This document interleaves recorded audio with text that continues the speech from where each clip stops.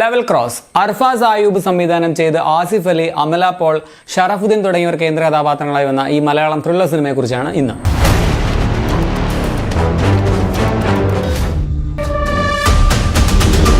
ഇതൊരു സൈക്കോളജിക്കൽ ത്രില്ലറാണ്. പേര് സൂചിപ്പിക്കുന്നത് പോലെ ഒരു ലെവൽ ക്രോസ്, വളരെ അൺറിയലായ, വളരെ അയഥാർത്ഥമായിട്ടുള്ള ഒരു സ്ഥലം. അവിടെ 3 വ്യക്തികൾ 3 വ്യത്യസ്ത കഥകളുമായിട്ട് 3 വ്യത്യസ്ത വേർഷനുകളുമായിട്ട് ഒന്നിക്കുന്നതാണ് ലെവൽ ക്രോസ്. ശരിക്കും പറഞ്ഞാൽ 3 ദിശകളിലേക്ക് സഞ്ചരിക്കുന്ന 3 വ്യത്യസ്ത വണ്ടികൾ പോലെയുള്ള 3 കഥാപാത്രങ്ങളുടെ ലെവൽ ക്രോസ്. അവിടെ സംഭവിക്കുന്നതിൽ ഏതാണ് റിയൽ, ഏതാണ് അൺറിയൽ, ആര് പറയുന്നതാണ് സത്യം, ആര് പറയുന്നതാണ് നുണ, ഇതൊക്കെ മനസ്സിലാക്കാൻ വളരെ പ്രയാസകരം തന്നെയാണ്. ആസിഫ് അലി അവതരിപ്പിക്കുന്ന രഘു എന്ന കഥാപാത്രത്തിന്റെ മനസ്സിന്റെ ഉള്ളറകളിൽ എവിടെയോ ഉള്ള ഒരു സ്റ്റേഷനിൽ വളരെ മിസ്റ്റീരിയസ് ആയിട്ടുള്ള ഒരു യുവതി ഒരു ചുവന്ന ഗൗണൊക്കെ ഇട്ടിട്ട് എത്തപ്പെടുകയാണ്. ഈ ചുവപ്പ് എന്ന് പറയുമ്പോൾ തന്നെ അതിന് 2 അർത്ഥമുണ്ട്.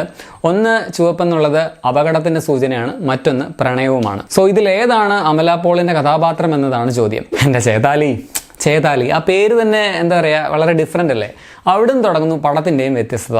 ഈ പടത്തിന്റെ അല്ലെങ്കിൽ തിരക്കഥയുടെ ഏറ്റവും വലിയ പോസിറ്റീവായിട്ട് പറയാനുള്ളത് ഈ കഥ നടക്കുന്ന ഒരു പശ്ചാത്തലമാണ്. നമുക്ക് ഒരിക്കലും അല്ലെങ്കിൽ ഒട്ടും റിലേറ്റ് ചെയ്യാൻ പറ്റാത്ത ഒരു സ്ഥലം, മരുഭൂമിയിൽ എങ്ങാണ്ടുള്ള ഒരു റെയിൽവേ സ്റ്റേഷനായിട്ട് നമുക്ക് തോന്നും. ആക്ച്വലി ഇത് ആസിഫ് അലി അവതരിപ്പിക്കുന്ന കഥാപാത്രത്തിന്റെ മനസ്സാണെന്ന് ഞാൻ പറയും. അതാണ് ആദ്യം തന്നെ ഇതൊരു അയഥാർത്ഥമായിട്ടുള്ള പശ്ചാത്തലമാണെന്ന് പറഞ്ഞതും. ഇപ്പോ മനുഷ്യരുടെ മനസ്സും ഇതുപോലെ നമുക്ക് കൃത്യമായിട്ട് ഡിഫൈൻ ചെയ്യാൻ പറ്റാത്ത ഒരു സാങ്കല്പിക ലോകമാണല്ലോ. സോ അങ്ങനെയുള്ള ഒരു സാങ്കല്പികമായിട്ടുള്ള ഒരു കഥാപശ്ചാത്തലം തന്നെയാണ് ഈ പടത്തിന്റെ ഏറ്റവും വലിയ ഹൈലൈറ്റ് എന്ന് പറയാം. കിടിലൻ പെർഫോമൻസുകളാണ് പടത്തിന്റെ അടുത്ത പ്രധാനപ്പെട്ട ഘടകമായിട്ടുള്ളത്.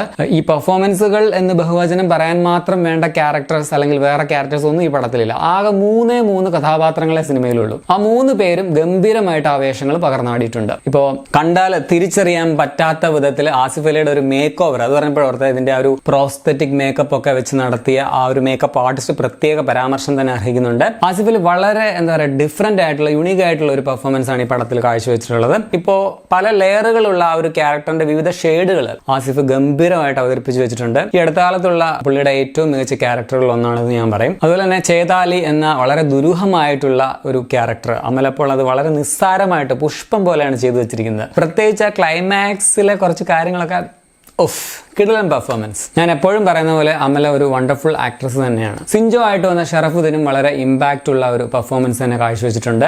പിന്നെ ഈ പടത്തിൽ ഒരു കഴുത കൂടിയുണ്ട് കേട്ടോ, ആസിഫ് അലി എപ്പോഴും സംസാരിച്ചുകൊണ്ടിരിക്കുന്നത്. അത് ഉള്ളതാണോ അതോ സാങ്കല്പികമാണോ എന്നുള്ളത് തമ്പുരാൻ അറിയാം. ടെക്നിക്കലിയും ടോപ്പ് നോച്ച് ആയിട്ടുള്ള ഒരു സിനിമ തന്നെയാണ് ലെവൽ ക്രോസ്. ആദ്യം തന്നെ പറയേണ്ടത് ഇതിന്റെ ക്യാമറയാണ്. ഈ പടം ടുണീഷ്യയിലെ കണ്ടാണ് ഷൂട്ട് ചെയ്തതെന്നാണ് ഞാൻ കേട്ടിട്ടുള്ളത്. പക്ഷെ ട്രെയിൻ കണ്ടാൽ ഇന്ത്യൻ ട്രെയിൻ പോലെ തന്നെ ഉണ്ടായിരുന്നല്ലേ.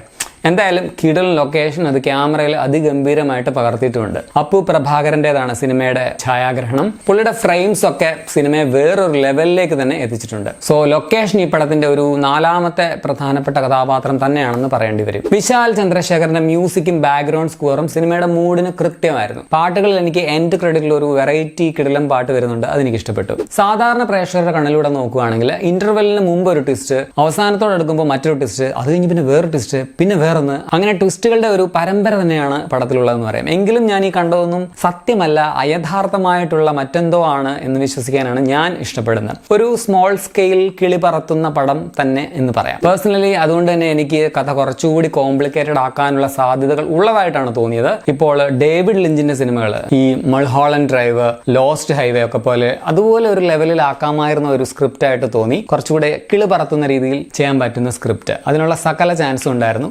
ഇപ്പോഴുള്ളതിനേക്കാൾ കുറച്ചുകൂടെ കൂടുതലായിട്ട്. പക്ഷേ കൊമേഴ്സ്യൽ വിജയം നേടാനോ മറ്റോ കുറച്ചുകൂടി സിമ്പിൾ ആൻഡ് കോംപ്ലിക്കേറ്റഡ് ആയ രീതിയിൽ ഒരുക്കിയതാണെന്ന് തോന്നുന്നു. ചുരുക്കത്തിൽ എഴുത്തുകൊണ്ടും മേക്കിംഗ് കൊണ്ടും ജിത്തു ജോസഫിന്റെ ശിഷ്യനായിട്ടുള്ള അർഫാസ് ആയൂബ് മലയാള സിനിമയ്ക്ക് ഒരു വലിയ വാഗ്ദാനം തന്നെയാണെന്ന് തെളിയിച്ചിട്ടുണ്ട് സിനിമയിൽ. നല്ലൊരു തുടക്കം തന്നെയാണ് അദ്ദേഹത്തിന് ഈ സിനിമ. പടം എനിക്ക് പേഴ്സണലി ഇഷ്ടപ്പെട്ടു, ഞാൻ റെക്കമെൻഡ് ചെയ്യുന്നു. അതേസമയം നിങ്ങൾ ഓർക്കുക, ഇത് കുറച്ച് സ്ലോ പേസ്ഡ് ആയിട്ടുള്ള ഒരു സൈക്കോളജിക്കൽ ത്രില്ലറാണ്. എല്ലാവരുടെയും കപ്പ് ഓഫ് ടീ ആകണമെന്ന് നിർബന്ധമില്ല.